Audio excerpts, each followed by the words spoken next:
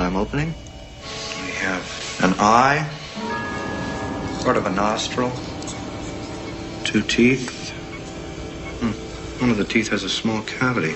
Close call, folks, but I think we got here just in time. Presented by Maria Menounos and Kevin Undergaro. This is Anatomy of a Movie. In-depth discussions and breakdowns of various movie titles. And now that you've seen the movie, let the dissection begin. Hello, everybody. Welcome back to Anatomy of a Movie. We are talking about Boxtrolls. Boxtrolls. The 2014 animated feature, shorts, stop-motion animated feature. Another one that we're covering. I think the first one we covered was The Nightmare Before Christmas. About a year ago. About a year ago this time. And it's like clockwork. I'm your host, Marisa Serafini. Joining me, I have... Demetri, Panos. Hello, movie fans. Yes, I'm excited to talk about this film. But before we do, if you're listening and watching, you'll notice all the Movie Talk Nations behind us because Anatomy of a Movie, we are now integrating over to Movie Talk Nation, which is a bigger network and it's a lot more content. It's in a network where we talk movies. How bad can that be? That's an awesome network. It's amazing. Yeah. We're going to cover so much, so definitely check it out. Yeah. We're just part of a bigger entity. It's going to be amazing. All right. Talk on. Yes, and also, we should welcome back JT, correct? Yes. He was on vacation. Yeah, buddy. I'm back in the booth. All right. So, overall, what were your quick thoughts of this film? Quick thoughts in this film. Well, first off, I appreciate this type of animation. So I really thought that this film looked great and everything. I enjoyed this story. I had a good time. Although I couldn't stop thinking, especially when I left the theater, that this movie is probably over the head of what its intended audience might be. I mean, that's going to be a very healthy conversation between parent and kid to talk about like all the themes in this movie, satire that's done. I mean, it goes way above and beyond just being a kids movie. Mm-hmm. And I think kids can like it for what it is. It's definitely, the look of it is just, I think, amazing. The look of it's phenomenal. Yeah, I had a really, ultimately, movies like these, 90 minutes.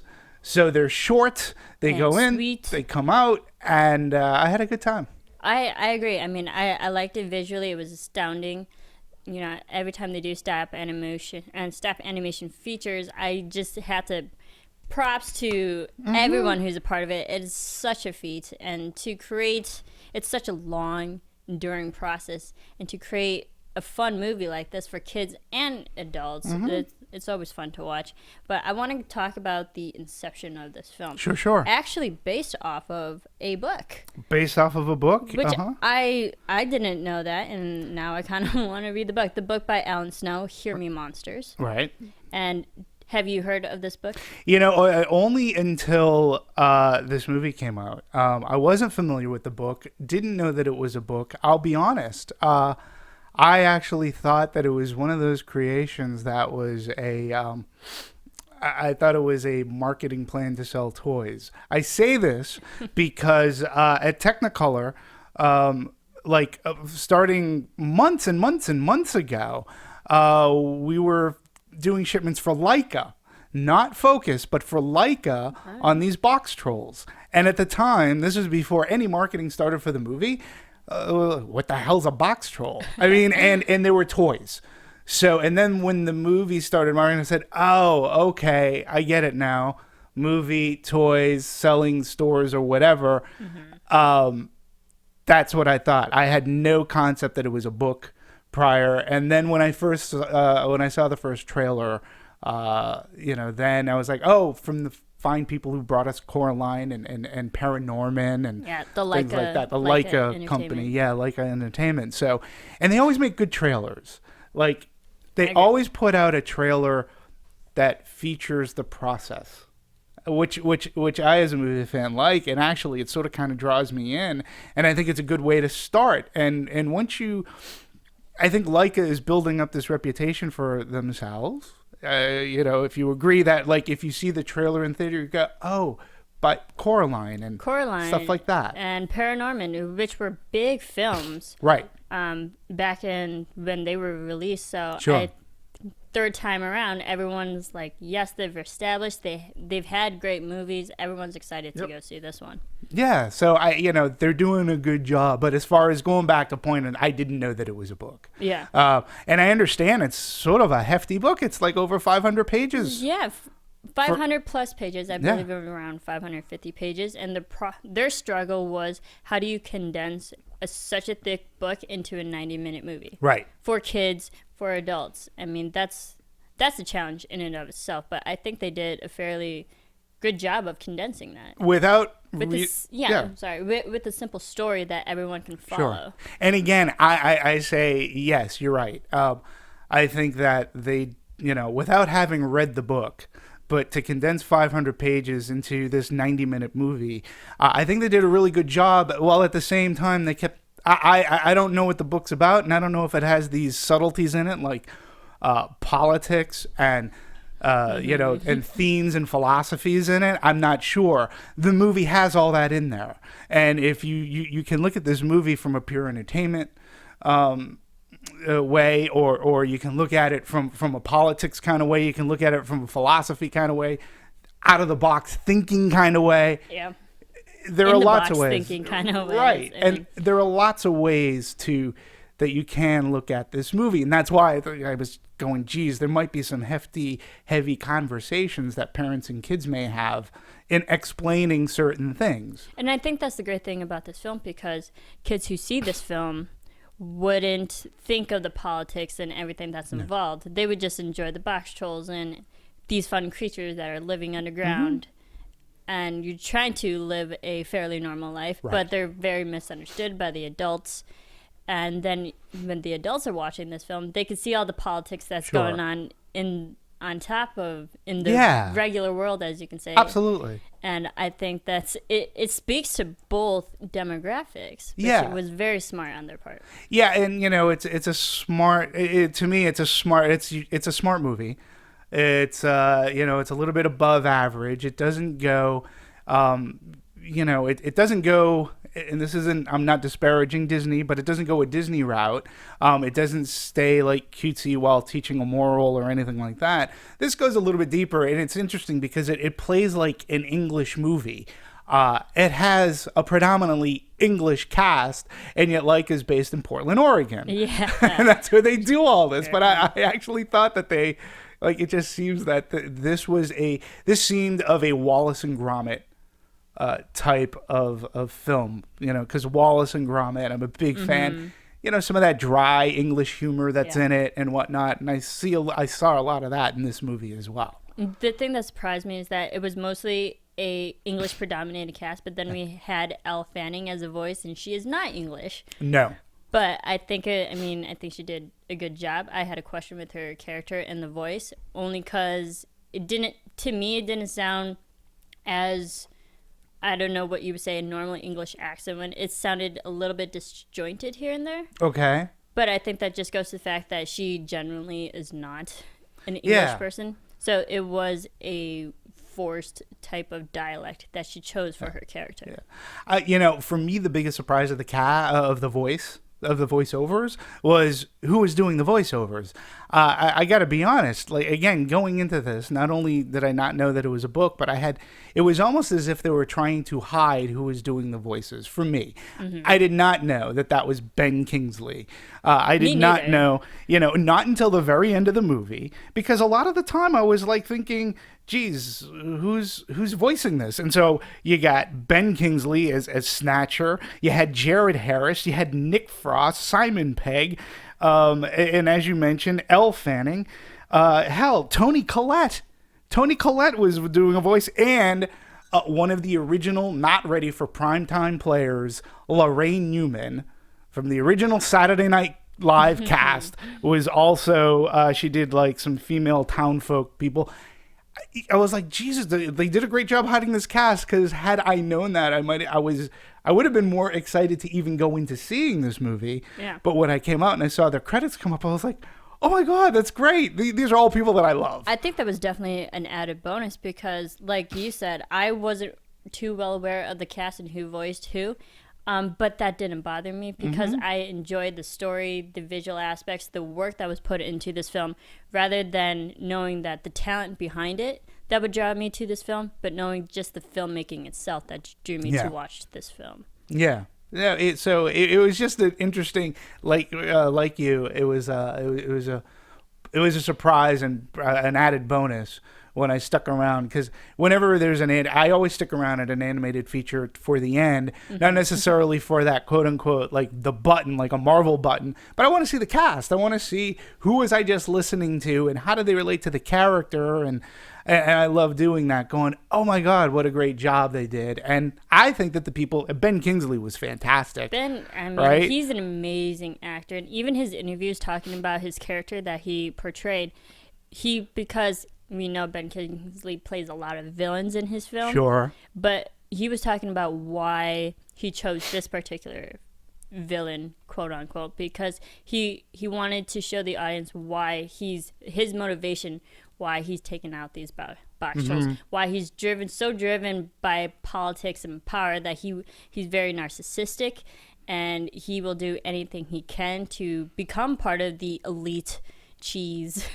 Yeah, and that, again, that just goes back to thematically. It's you are who you are, and he was being motivated by pure power, greed, and he wanted to get out of the white hat. He wanted to be a white hat. He was like, that's what drove him, is to be this white hat. Other than, perhaps be yourself, not being, you don't have to be a white hat. You don't have to like cheese to be your own strong, good person or whatever. Yeah. But that character never got that, regardless of his allergy to cheese, which I found so humorous, because it just adds more to his motivation why he wants it, because he knows he physically can't have it and he shouldn't have it, but then the drive to is like, even though I can't have it, that makes me want it even more. And I think that was so fun, and the fact that they kind of demonized politics because he was going up against like all these so-called political figures in this film. Yeah, and also take his character. When you talk about the allergic reaction, like it was gross, right? That was nasty. And there was a family sitting next to me, a mother, father, 2 sons. And like the mother was like, oh, like I heard, like it was audible. Ew, that's gross. Oh my God, like don't look at that. Like they did go above and beyond to really make that gross. And then when you thought it was just gross enough, hey, throw in some leeches. Yeah, let's add that nasty element to to balance that. Yeah, and like I say, only the Brits can get away with that, but Brits from Portland, Oregon, obviously, can get away with that. And also, Ben Kingsley said he personally was a fan of the Coraline film before he joined this film, and then knowing that it's from Leica, and they had Coraline, and he was such a fan that he wanted to join this film. When they asked him and approached him, he's like, yes, absolutely, he was on board. Yeah, and the other great thing, too, the other funny thing about how a film like this gets made, which we'll talk about, but since we are talking about voice casting, one thing that I found very interesting is they work off of audio first. Yeah. And they animate their character around the audio to get the nuances of the performance and whatnot. And Ben Kingsley himself, he was wherever he was in England doing this. He wasn't acting like off of anybody. He was just giving his performance for the artist to then animate his performance, and which I find very interesting. It seems sort of kind of sometimes some ways backwards, because you're trying to animate and you need to get a voice. Right. Well, you need that vocal reference to animate things. But I find the fascinating thing, which was really interesting, with Ben Kingsley, because he likes to differentiate his physical acting when he's on screen rather than his voice acting when he's not. Right. And for what he did with his character, he didn't want any physical body language to affect his emotions and how he actually dictated words. So he actually, for most of his recording sessions, he was lying down or was in a reclining position so it would relax his body, so he didn't have the body language influencing the way he spoke. Yeah. And I find that really interesting because he wanted his character to talk from the diaphragm. Right. Well, I'll put it easy. I didn't recognize who it was. I mean, I don't know. Again, going in, I didn't know who was doing the voices. And it was a pleasant surprise to see. I was like, oh, that was Ben Kingsley. Sometimes when you go to an animated, film, you can pick out a voice. And you can figure it out because they may have a distinct voice. Now, you would think that Ben Kingsley may have a distinct voice, but he's such a good actor and now voiceover actor that he can really make any character and play Snatcher so well that I was like, geez, that was hidden very well. I was, and again, pleasantly surprised to see that it was Ben Kingsley that was doing that. I mean, and his character was evil. Sure, he wasn't a good guy. Very, but however, how evil and how driven, manipulative he was, I still felt for him because he's driven by rejection. Mm-hmm. And he can't be rejected, and he wants to be accepted in that way, and that also helps to his character, why he's taking out these Boxtrolls and actually having them work for him to take out the bigger. And all for a white hat. All for a white hat. All for the status of a white hat. But it shows, that kind of reflects in real life, like what people will do in order to move up in the world. Yeah, absolutely. Yeah, and again, thematically, it was one of those things that I was just thinking of going, wow, that's got to be going right over some of these kids' heads. Because kids aren't going to understand that, but adults would. Yeah, and the kids that the kids that were in the theater when I saw it, they couldn't have been that much older than 12, if that. Mm-hmm. I don't know about you, but there were lots of families that showed up in the theater when I saw it, and again, they were young. They were definitely not teenagers. Yeah, the younger generation who would just enjoy animated films like that. Yeah, absolutely. I think it's great. I mean, Ben Kingsley, he's amazing. I like Nick Frost. I like Simon Pegg. And again, they were all, to me, they were so disguised. I had no idea. I couldn't even. It was great. And what's funny? Simon Pegg and Nick Frost are actually good friends in real life. Right. And those two didn't even know that they were on the same film together. Yeah, that's crazy. Because when you're talking about films and you're in the same industry, you don't want to say, oh, I just booked this amazing role for this film. I mean, I'm not speaking for everybody, but when you're working in that kind of business relationship, that was just kept to themselves. And then when they found out the full cast, they found out that way that, hey, my friend is on this, Simon Pegg's on this, Nick Frost is on this. They're good friends, and they both didn't even know that they were both going to be eventually working together. Yeah, and it just goes to show, again, the way that the voiceovers work for this, that they're in an isolated room or somewhere, but they're not necessarily acting off of anybody. Usually, except they're maybe right. Maybe the person who has the script that they're reading back to them, but it's not necessary for everybody to be in the same room to do this kind of voiceover work. Yeah, but what did we think of the Isaac Hempstead, who's a big up and coming actor? He's most notably known for Game of Thrones, but he voiced the eggs. Yeah. I didn't know because I don't watch Game of Thrones, so I didn't know his voice, and it was a fresh voice to me, and it was new. I liked it. Yeah, no, and it's funny too because when they got him, they heard his voice, they loved him, and it all began with him.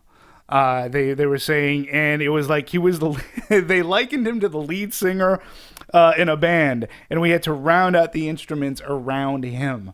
So that to me is sort of kind of cool, and I think he did a really good job, voicing his character. It was good to listen to, and again we'll talk about the characterizations and how everything comes to fruition and how it becomes animated, but it does. It's funny because it does start off with a voice, and the voice lends to the character. And in a sense, if you were able to, in this kind of a movie, if you were able to shut your eyes and hear it for like a radio play, it would play out, you know, you could use your imagination as to what the character looks like. But, you know, if you were to shut your eyes, you'd go, all right, you would know by character who was who, like which character was what. And they all did a fantastic job. I think so too, and we mentioned most of the recording sessions are usually isolated, but Isaac actually had a couple sessions with Simon Pegg, so they had the one interaction while recording the audio, which is fun. I mean, that definitely reflected in the movie. Yeah, I think so too, and. Well, and then the other person that I had no idea that was in this huge. This was just a surprise. Tracy Morgan. Yes. What? I mean, that he would probably, I guess the audience could say, the most random voice. Right. Because he's such a comedian actor that I didn't expect him to be. I didn't expect him. I mean, he has actually done voice acting. I mean, he did the character of Raoul in Rio. In the Rio movies. I mean, he has done voice animation acting as well. So to be thrown into this kind of makes sense and kind of doesn't. Mm-hmm. Yeah, again, it was just one of those things that sort of kind of came out of left. When I saw his name on the screen, I was like, Tracy Morgan. Tracy Morgan. I mean, they totally, like, I didn't peg anybody's voice. So call me an idiot. I just, like I said, they did a great job. And in a sense, it made things fresh. I didn't pay attention so much to, hey, that's Simon Pegg or Nick Frost or, hey, that's Bran or Ben Kingsley.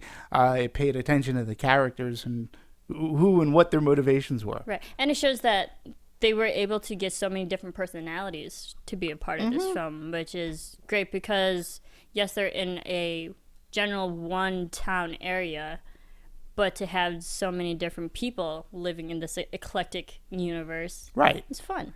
Yeah, and you know they did go all out in this movie. I mean, for Leica, this is their biggest film to date. You know, we're looking at so Boxtrolls, distributed by Focus, and its production budget was $60 million, which I believe is Leica's most expensive film to date. Its total budget, including hard drives and advertising, it was $85 million. Wow. So that's sort of kind of big. Yes, it's not compared to some of the big blockbusters, but 85 for a movie of this caliber, that's a lot of money. But if you think about it, this is stop motion animated feature. They had to build everything too. It's not just digital created on a computer. They literally had to physically build the sets and the sculptures and the faces, print all the faces. We will definitely get into it. But they literally built it from scratch. Yeah. All these universes, all these different locations in this film. Usually from wood, they were saying. But yeah, I mean, so $60 million is the budget. So they threw in another 25. So Focus threw in about 25 to market the movie. And the opening weekend gross, well, here's the thing. The opening movie weekend gross is about $17.2 million. It's okay. And then their to date, their total gross is estimated around $20 million, give or take. But what's interesting is their worldwide box office is double that. It's $40 million, give or take. So overseas, it seems to be doing equally as good as here in the States. Came out at a decent time because there are no kids movies now. Really that are out in the marketplace. It's interesting, and I found this to be unfair because a lot of people box office in this town is huge, and one of the things is like on Friday, the early returns start coming in for the matinees, and they were saying Boxtrolls matinees not strong or whatever. And my whole thing is like, well, summer's over, folks. The kids are back in school. So they wouldn't be. They wouldn't be typically strong. Like for this movie, it's got to have a decent good start, but you got to look at what your leap is on Saturday. And then Saturday comes along. It was doing great on Saturday. I watched this film on a Saturday, and the original viewing time I was going to say was sold out. I had to go to a later screening. Oh, did you really? So it was doing good on Saturday shows. It was like 100% pop from Friday, which makes sense because Saturday the kids are home from school. Yeah. So, you know, Even Sunday. Yeah, and so you'll have a good weekend, but you can't expect that your midweeks, unless there's a holiday, great. are going to be that great. So, you know, Rotten Tomatoes, it did a 73%, so it's in the fresh. And the cinema score is a B+. So, which figures in It's fine. actually pretty good because Yeah, not bad. the last few films that we've dissected here, we've had great cinema scores, but really rotten Horrible scores. Yeah, so, scores. I mean, to have a fairly mostly consistent score for this film really shows. Yeah, and I wouldn't necessarily expect an A so much out of this movie from a cinema score. I think B+ seems to fit this well because, again, I think there might be some kids who a lot of this just went over their head and they weren't, you know, they didn't quite know. Like the way it's marketed, and you get the Boxtrolls, and they can be cute, but there were some things that were gross. And the story sometimes took some, you know, went down some avenues that kids just might not get. And kids see things mostly in black and white, and adults can see all the gray area Exactly. in between. Kids will see a villain, all right, he's bad.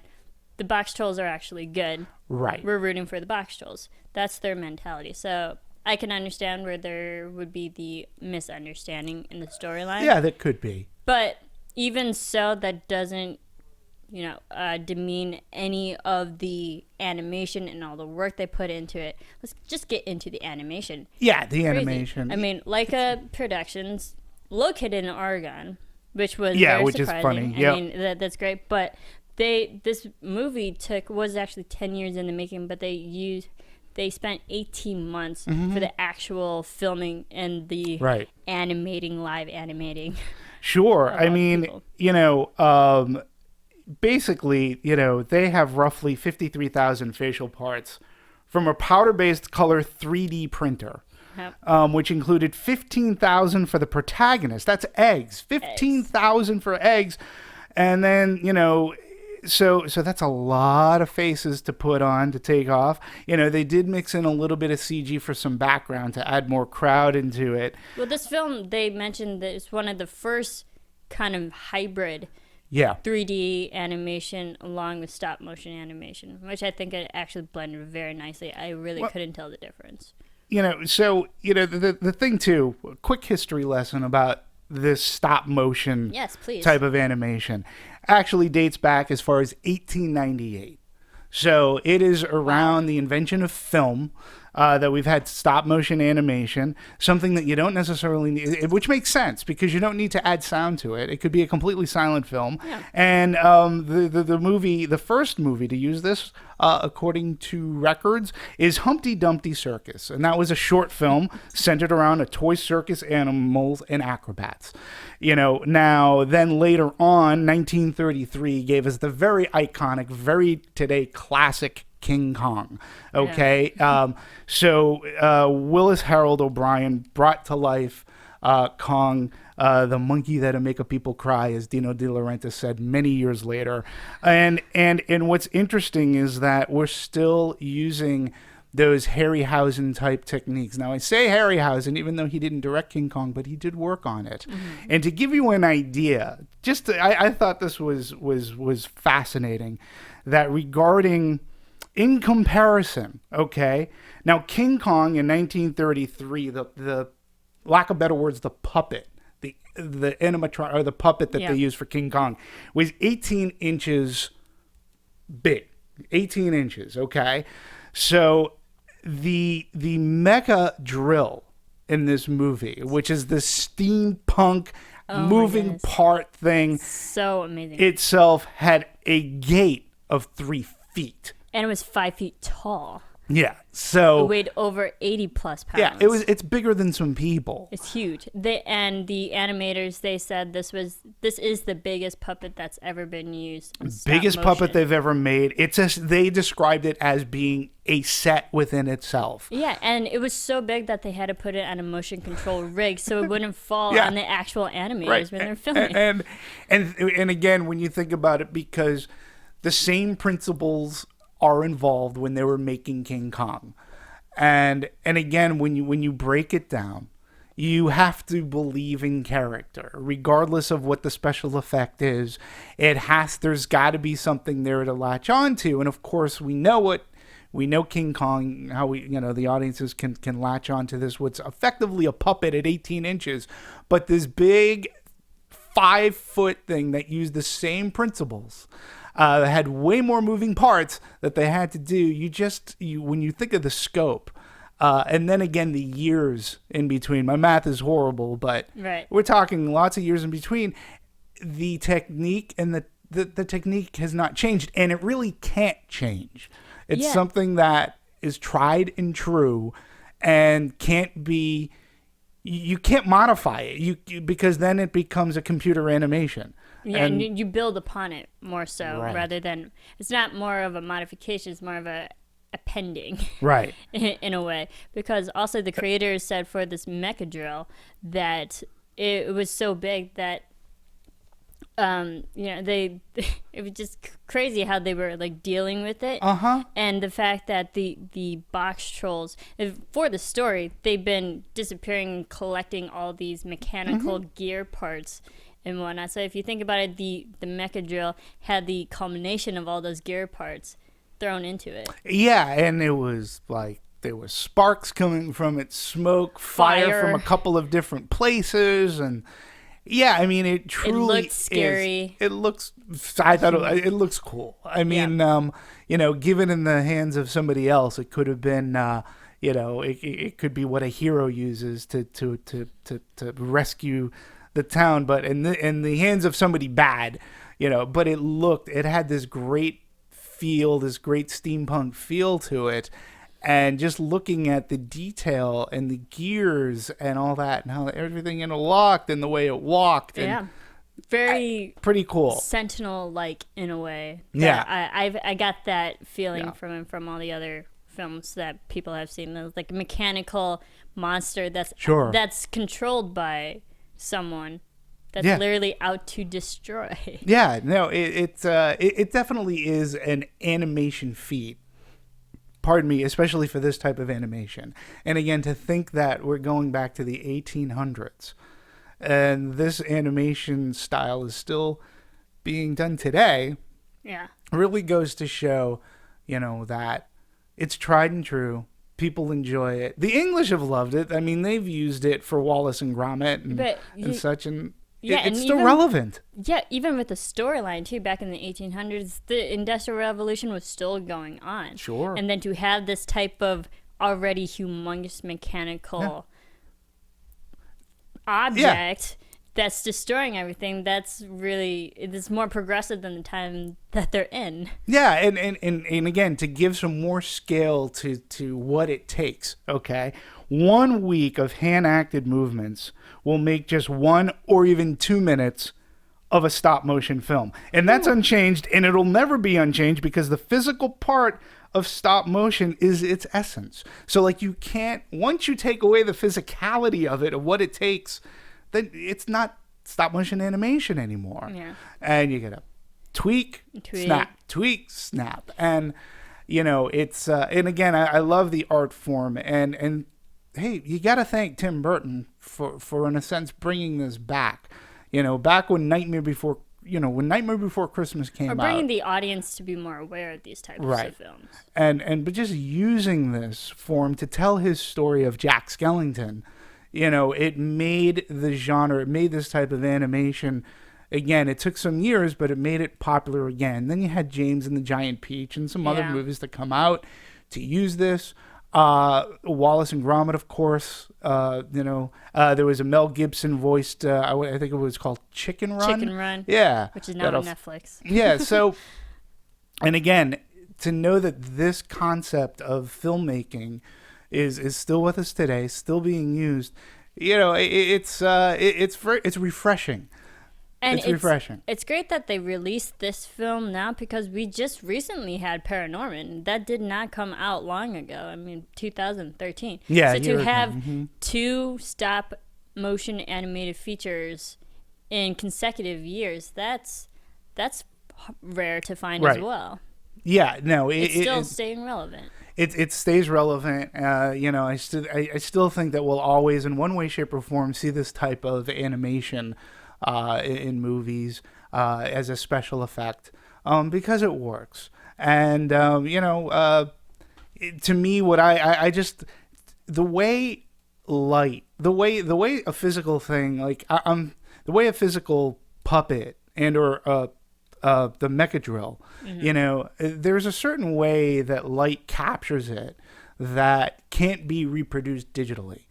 There are some movies that I so wish they would go back to using models because, again, it's just the way that the light captures it, hits it.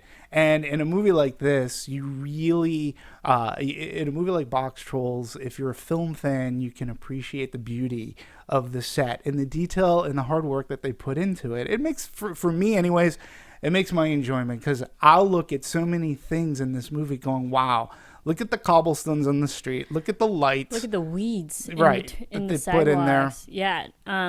Going to the actual visual, physical parts of what they built for this, because everything was hand built, sculptured. Everything from the different environments that was in. We had Cheesebridge, the actual town, right, and the market square with all the different people in it and the different personalities, cobblestones, buildings, weeds in the sidewalk. Sure. And then to have a completely different world underground with the Boxtrolls. I kind of want to be in the underworld. That seems more fun, even though it's dark and dirty and damp and whatnot. But there was more personality underground than there was on top. Yeah, and again, I just liked the way that things were lit, shot, and created so that you had two different looking worlds. Obviously, that was done on purpose. I do find that, okay, so we were talking about sets. Okay, so Boxtrolls itself had 79 sets. 79 sets, okay? More than 20,000 props, one hero or main puppet for each character, dozens of replicas for various poses, stunts, thousands of expressions for their little faces, and humans have to move every teeny weeny part. Every inch. And that's crazy. But thanks to 3D printing, this has helped them to expand in so many ways. It allows the creators to make facial kits with every possible expression on a computer. They can print it out and then make a physical thing. Now, I actually have one of these. If you go onto my Twitter at DMovies1701, you will see my picture is of a scanned. I'm an action figure. And I'm an action figure because of 3D printing. And I'm a Star Trek action figure in which they put my face on a miniature Spock. And it's all done from 3D printing. And it's really cool. And they were able to do this. And one of the directors who also worked on Nightmare Before Christmas, he even said the changes between that were for Jack Skellington, they had, I don't know, how many different heads for him? But now they can make millions, like hundreds of thousands, just to capture the nuances. I believe they had 1.2 different million different faces for eggs. Okay, just himself. For eggs for the core. Okay, here's another great comparison from Leica, and it comes from Coraline to Boxtroll. Now Coraline came out 3-4 years ago. Wasn't that long ago that Coraline came out, right? So the film Coraline had 207,000 possible expressions. Okay, total. So in the entire movie of Coraline, 207,000. Okay, in Boxtrolls for eggs, the hero, he had 1.4 million. Just for him.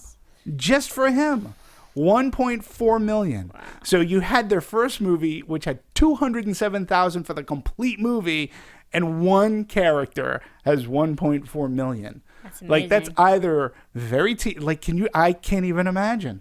That's too many choices. And that's also with the aid of this new printing process that they had, the 3D printing, the rapid prototype printing. Sure. That they definitely utilized, because the animators and the creators, they said, what's the advanced what's the new thing that helped with the process of this compared to the past stop motion features. And they said it was the 3D printing and the facial expressions, that they could get them faster now. Therefore, they made more. Yeah, and they could add color. They could change with this 3D printing process. They could add more nuances of color, which I noticed because Elle Fanning's character, her name. Do you remember what her character was named? Oh goodness, we were just talking about her. Yeah. So Elle Fanning's character in this movie, there were times in which the character was blushing, and her cheeks became red, and it was interesting to watch because Winnie, yeah, there was like one scene where Winnie and Eggs are talking, and they're talking about their dads and whatnot, and literally in front of you could see like Winnie's cheeks becoming redder and redder, softer and softer, and I hadn't seen that before in this kind of animation. And again, it was all because of the 3D printing. They were able to add more color than they've ever been able to do and such before. So that's using modern day technology for an old school kind of an animation. Practical effects. I love it. And also just the environment that they were in. One of the most interesting things, I think, because they are underground and they're in the sewage system, there's going to be a lot of water down there.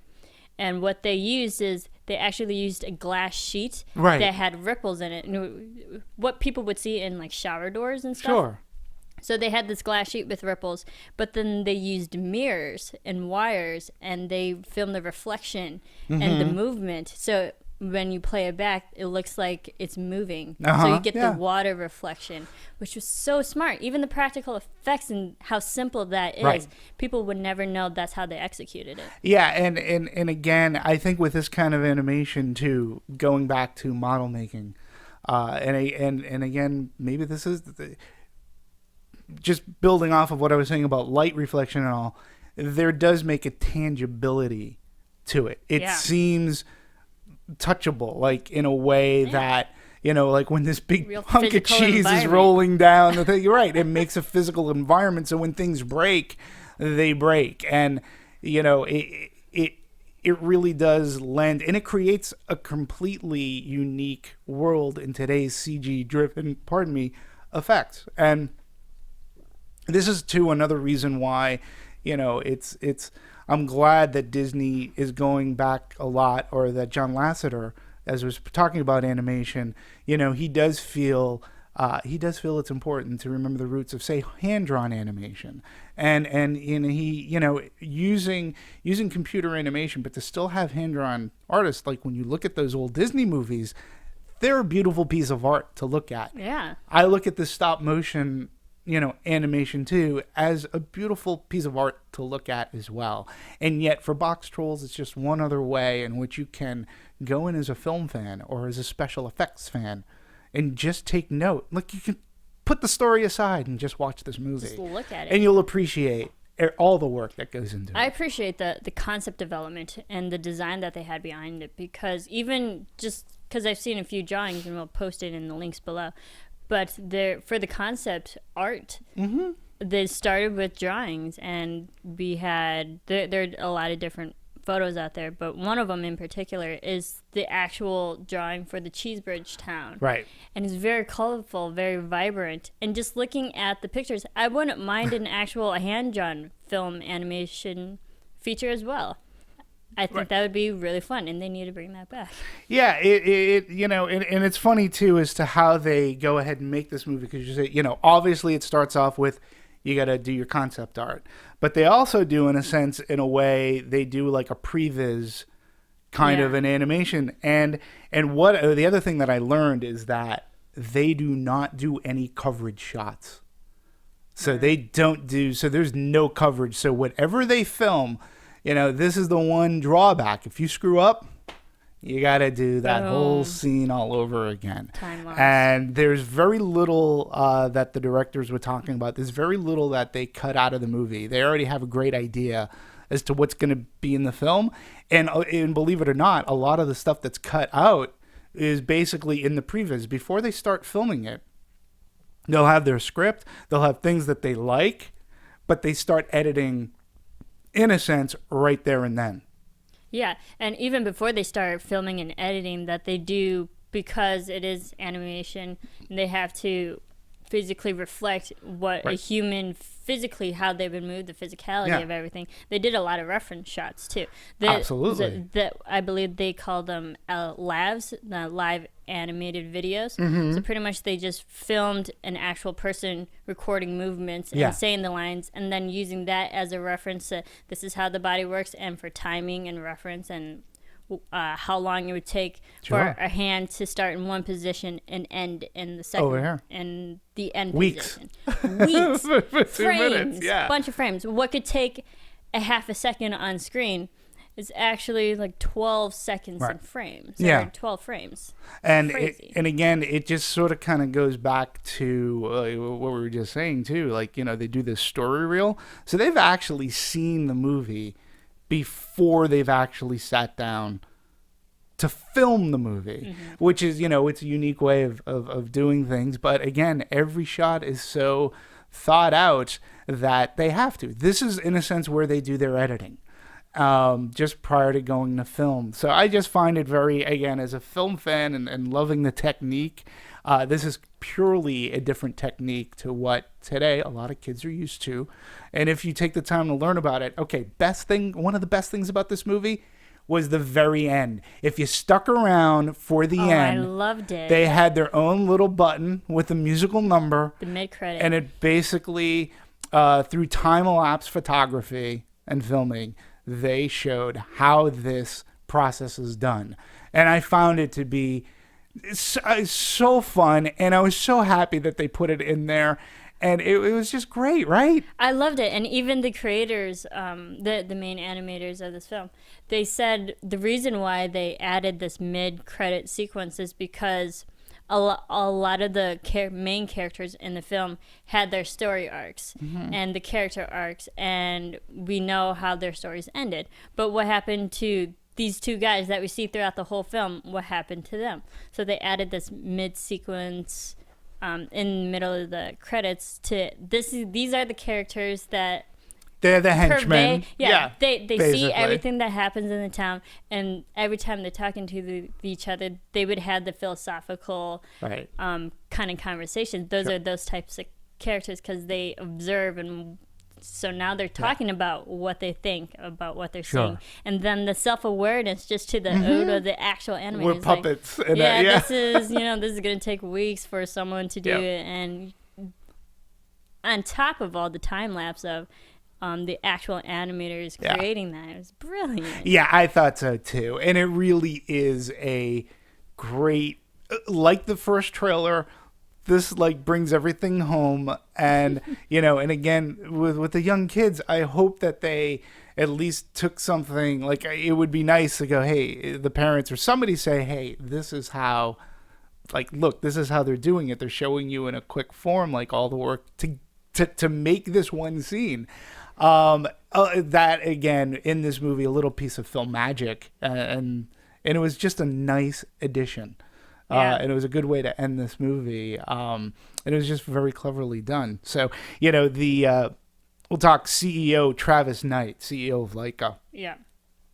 He's quoted as saying something that we here at Anatomy of a Movie always talk about when you're making a film, and how a movie can live or die on this. And it's the collaborative process. Okay. You as the audience, you go to movies a lot. We go to movies a lot. And you could tell, like, when a movie is running on all cylinders, when you have a really good movie, the collaborative process is there on all levels. And for this relies on the collaborative process. And Travis Knight goes on to say, he says, filmmaking only works when it's collaborative. It doesn't work when it's a dictatorship. That's true. And when you think about that too, when you have that director that is safe and secure, and he knows his crew, what he's able to produce and what they all produce in this art form of movies, whether it's a comedy, whether it's an action or a drama, it's there to elicit some semblance of a response. And the collaborative effort in filmmaking, to me, it's so important. And that Travis Knight understands that, too, as an animator for a company that does stop-motion animation. You know, you have to rely, because as we said, one mess-up could could set you back months. Yep. Set you back months. So you know, he doesn't view his director-animator relationship as really boss-employee, but the artists collaborating to find the best way to tell the story. So it's definitely a team effort, because they mentioned that there was the actual Leica productions where they're filming in Portland, Oregon, that it spans over 3.5 acres. Mm-hmm. That's humongous studio. Absolutely. And there were over 50 units just filming animation, 2 sets per animator. Yeah. And then, because it's definitely that team production, so when one animator is on one set, the next set is already preparing for the animator to move to that one. Yeah. So it's literally some going around in circles. They're all helping each other. Yeah. And again, for the film fan, this has to make you appreciate, you know, the art form of making a film, whether it be live action or not. But this definitely you get to see the moving parts that come together, literally and figuratively, right in front of your eyes. And that's why I enjoy watching this kind of animation. And, you know, even when you go back to a movie like King Kong, back in 1933, you see, like, if you're sympathizing with King Kong, you empathize with this gorilla, okay? And what they were able to do to put him in with live action and then make, you know, stop motion, like the scene atop of the Empire State Building till today still looks amazing. It's iconic. And iconic, and again, to get you to empathize for something that is basically a puppet, that's pure cinema magic.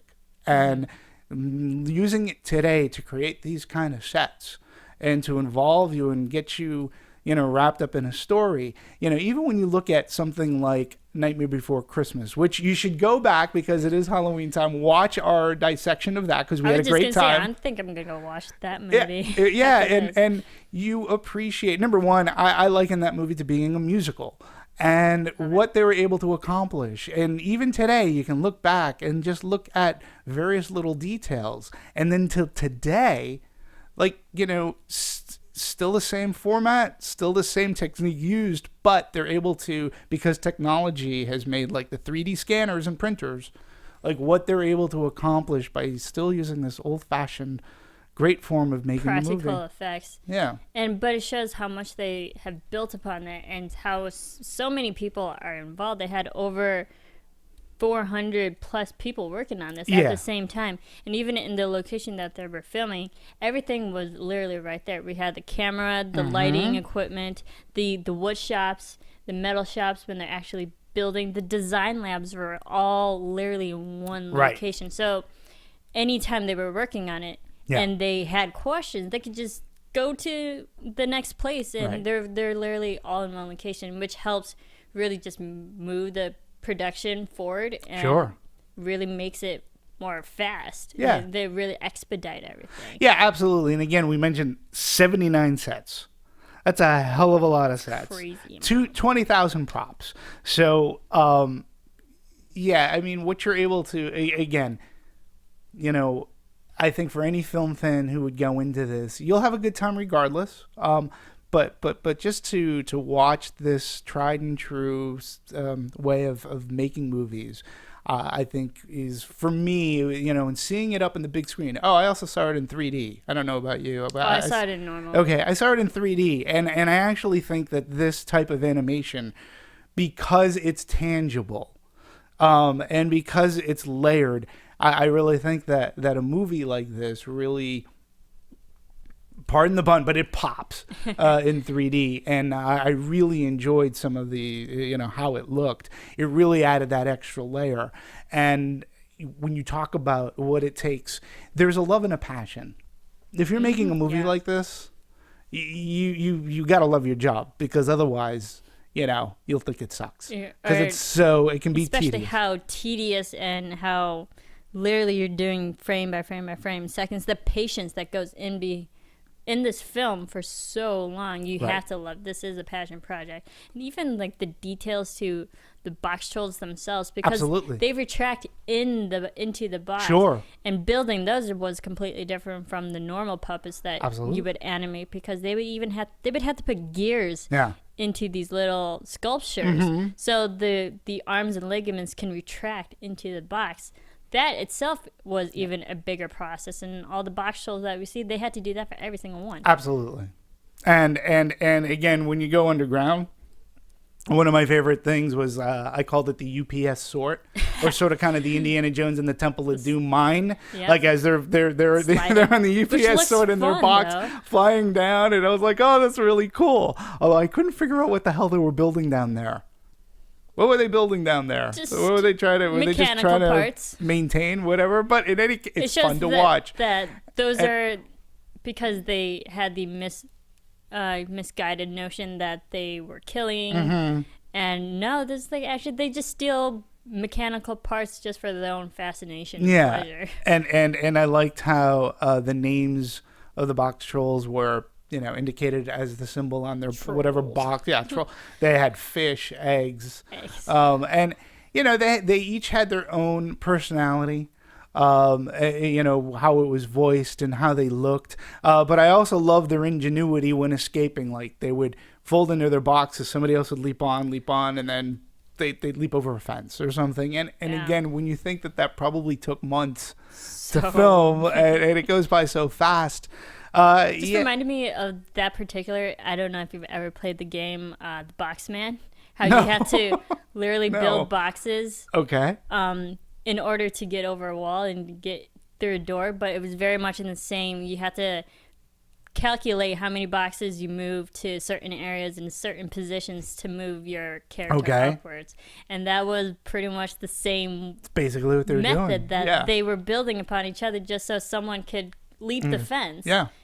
I thought was fascinating. Yeah. And so again, smooth too, because they're all the hands were connected and they're Right. like boom. so Okay. we've talked so much about the technique and everything, which you can talk a long time about that, but story-wise, because I was talking about how this story, I did feel like you can look at it from so many different points of view, and I was just amazed that they were able to pack whatever they could thematically and philosophically in this movie. Even just looking at the white hats. Okay, the white hats are the governing body of Cheesetown. What's it called? Cheesebridge, Cheesebridge. They're and they're he's the mayor, so yeah, they're the governing body. They wear these white hats, and they get together most every day to talk about the politics of the day and what's going on within Cheesebridge while eating cheese. while eating cheese. But the conversation goes, and it's funny because you could put it to today's politics. Exactly. You could put it to LA politics. It's funny. There was a politics. great any politics. There was a great line where they were to go and vote on building a new school. They had these funds. They did a fundraiser. They got these funds to build this brand new school, and they said, well, and then when we thought about it, we thought, you know what, this money would be better used to buy a big wheel of cheese. So I'm like going, that's exactly. That's where all the taxes are going That's to. where all the money is going to, a big wheel of cheese. Just And for their own personal pleasure. That's not helping the environment, the doesn't help society. the that schools. helps It does, them. and it's just like, again, it was just. Wow, that is so telling, because hey, we have all this money that we can put to good use over here, but we're gonna buy a big wheel of cheese so But we we could spend talk it on about the something. smoky notes and that's a good a job, or it was just And kids wouldn't pick up on that. The not adults would. not today, Nope. but maybe later on. And then the whole strata of this cheeseburg here, that you have the many layers.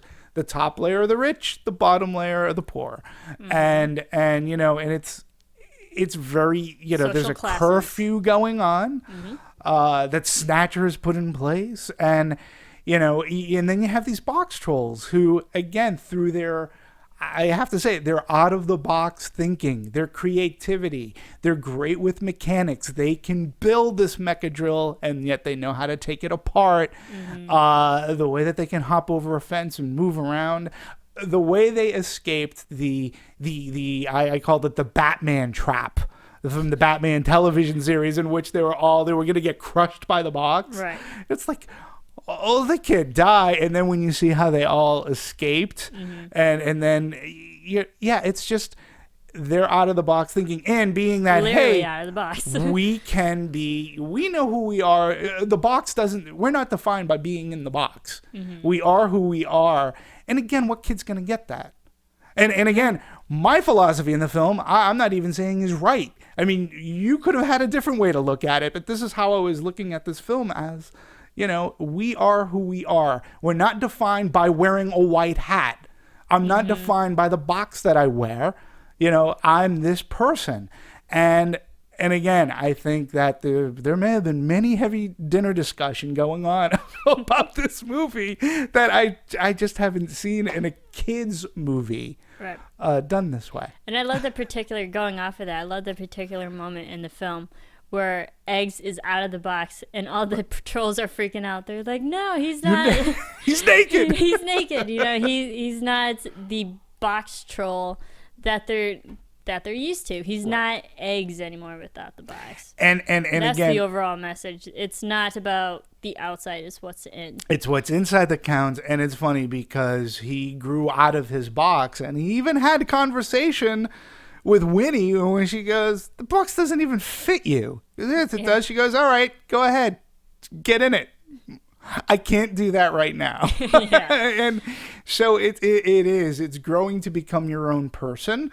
And you're right. It's not, it's what's inside that counts. Not, you don't let the box, it's what's that phrase? It's a man that makes the clothes, or a woman that makes the clothes, not the clothes that makes the person.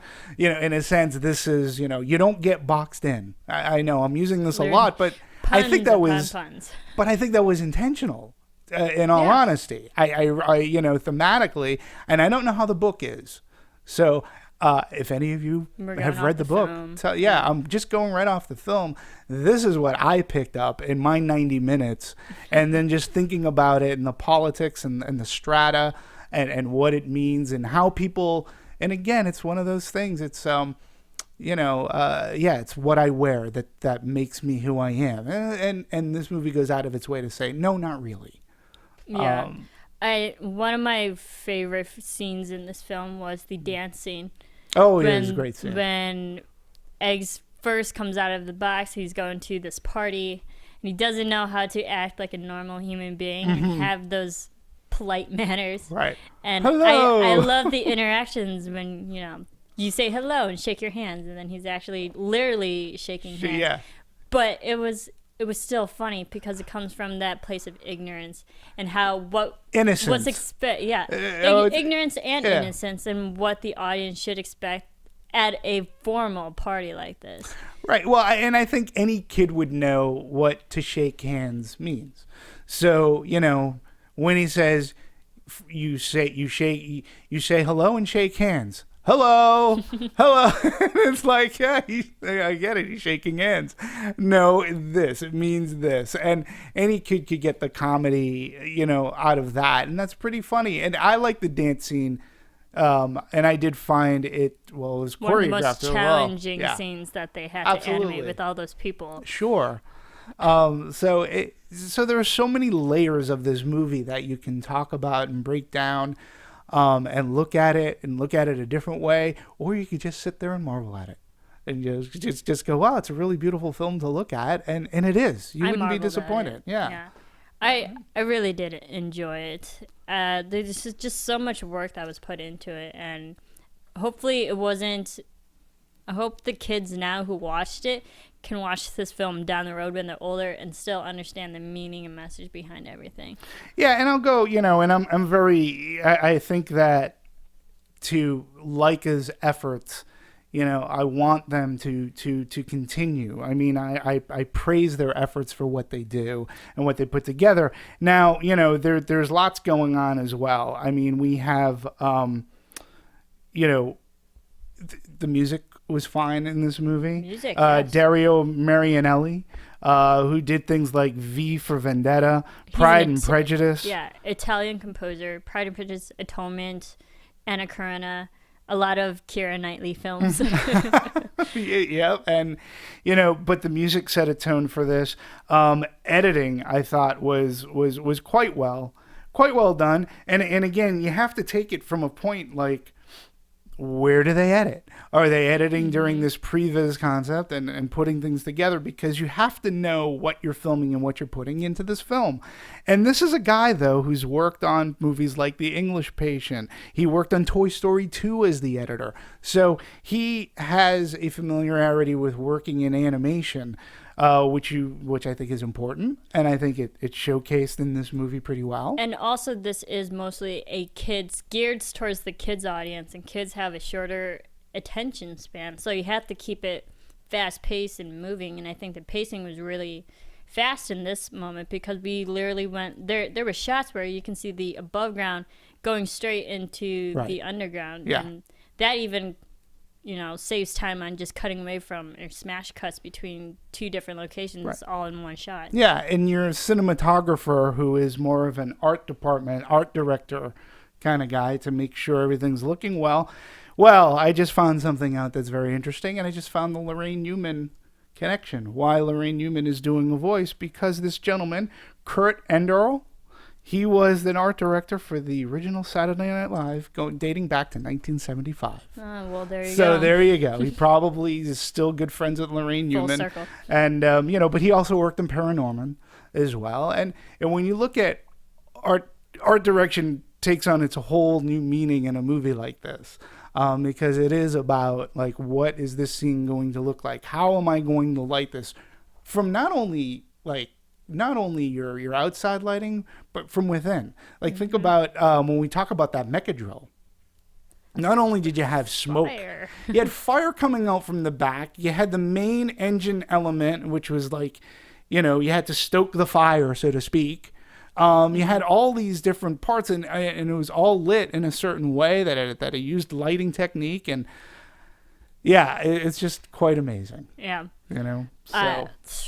Goodness, it was awesome. And I just love the different personalities and the characters too. So vastly different from a kid who doesn't understand really who he is to Winnie, who knows who she is, and she'd be very sassy, very personable in that way. Right. And then we had the elite mayor.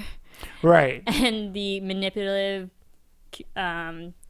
evil Snatcher. And then we even had the father that was gone throughout the whole film. Right.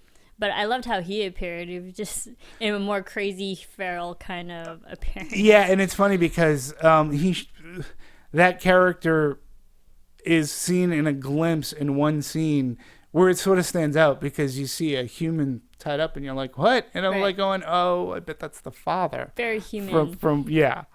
So, but you had really good, you had good direction. And these people know their craft about the puppetry and what it takes to. So, you have Graham Annabelle and Anthony's, I want to pronounce his name correctly. I'm going to say that it's Stachy.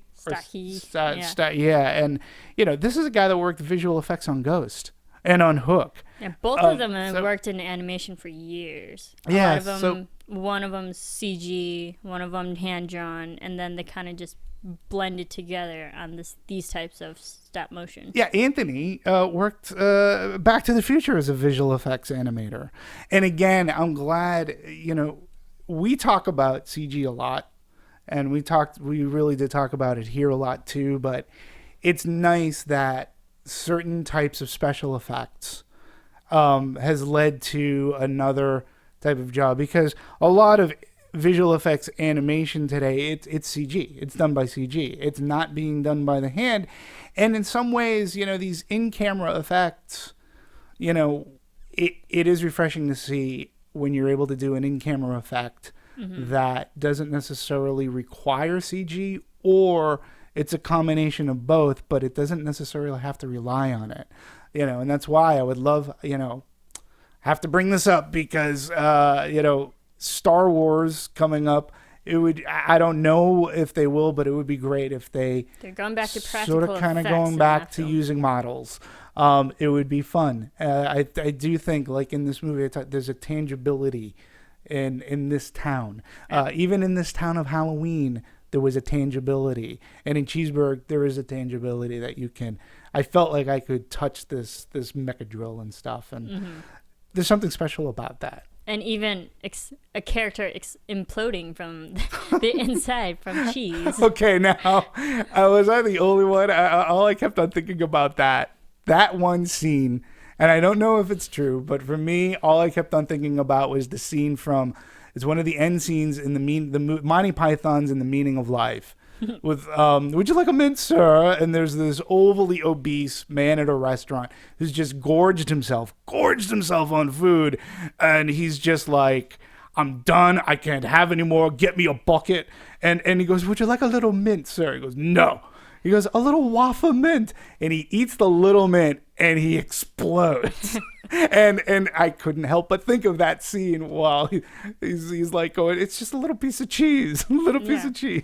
And it's a humorous way to off your evil villain. Yes. Yeah. Yeah. So he just had to have the whole cheese, the old enchilada. That's all he wanted, and that's what he got. I was surprised. I mean, I think I would remember it, but refresh my memory. Was there a cut the cheese joke in there somewhere? I would be surprised if there wouldn't have been. I felt there were a lot of cheese puns in this film. Yeah. Rolling down the street into the water, and how desperate everyone was to we don't care that the town is getting destroyed. We're going to retrieve this cheese because it's so expensive. We need this cheese. Yeah, this could have been a school. Yeah. Instead of saving the town, they saved the cheese. Yeah. So just situations like that. I really did enjoy this film.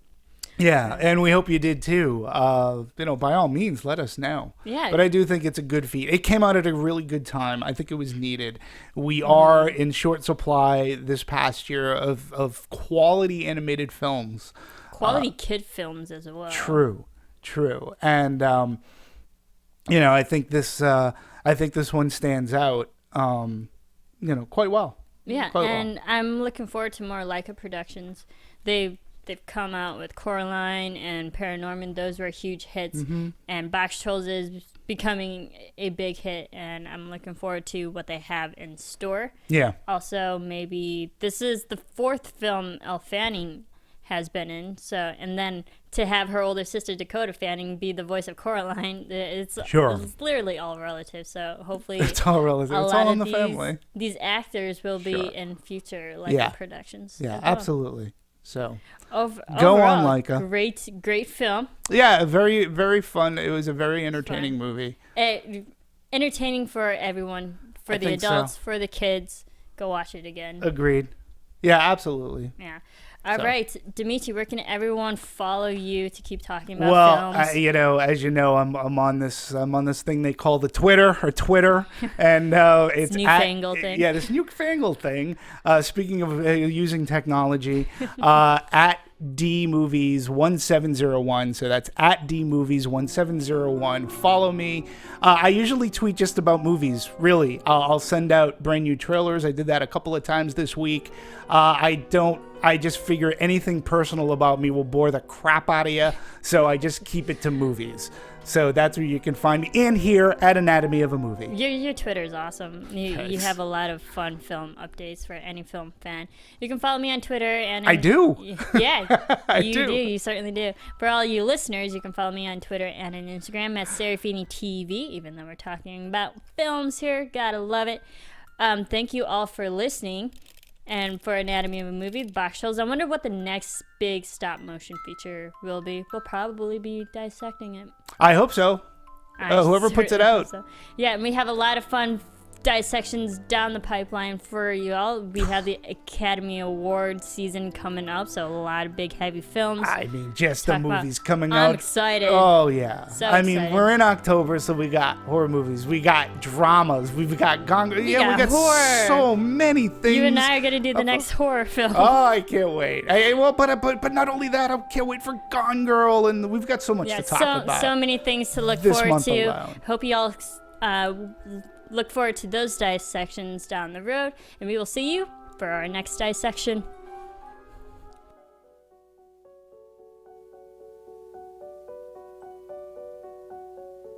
I'm open. From producers Maria Menounos, Kevin Undergaro, Phil Svitek, and the rest of the Anatomy of a Movie staff, we would like to thank you for listening and subscribing to the show. If you have any questions or comments, feel free to email or tweet us. I'm Sir Richard Wentworth, and this has been Anatomy of a Movie.